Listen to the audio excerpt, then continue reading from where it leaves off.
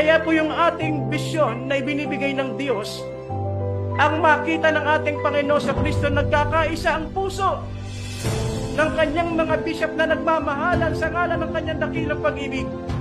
Sinisigurado ko po sa inyong lahat, mga kapatid, walang politika dito.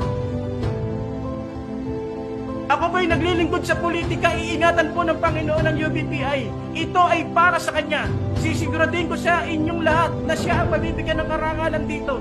Sa ating pagkakaisa, sa ating pagmamahalan, ang Diyos ang mapapapurihan po dito.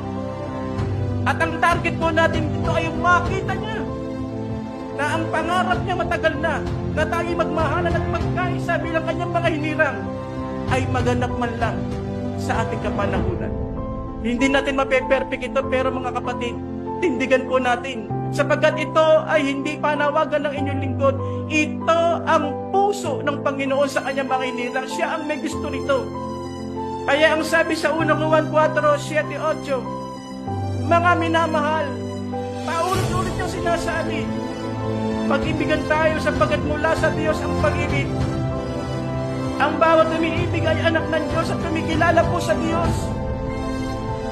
Imagine ninyo kung nandun po yung pag-ibig natin sa bawat isa. Ano mang ministeryo meron kayo, iingatan ko rin po yan, mga kapatid. Malaki man maliit ang ministeryo ni pinagkatiwala sa inyo ng Panginoon. Dahil ang ministeryo ko ay sa Panginoon din, iingatan natin pare-pareho yan. Walang away, walang inggitan, walang kompetisyon, walang siraan. Kaya kung tayo po'y magmamahalan, anumang ministeryo, mga churches, mga pastor na pinagtiwala sa atin ng Panginoon, kung nandun po yung ating pagkakaisa sa ngalan ng pag-ibig, pare-pareho po natin iingatan yan. Palalakasin ng bawat isa, magtutulungan po tayo, sapagkat alam natin ang ministeryo, malaki man o maliit, iyan ay galing sa Diyos at dapat nating mahalin, na ipinagkatiwala lang po sa atin.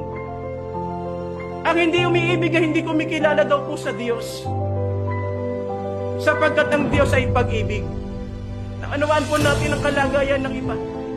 Baka may mga bisya po tayo na nadala na sa ibang mga samahan, na abuso, hingian ng pera, kung ano-ano mga nasa isip, mga kapatid, maliwanag ang misyon at misyon.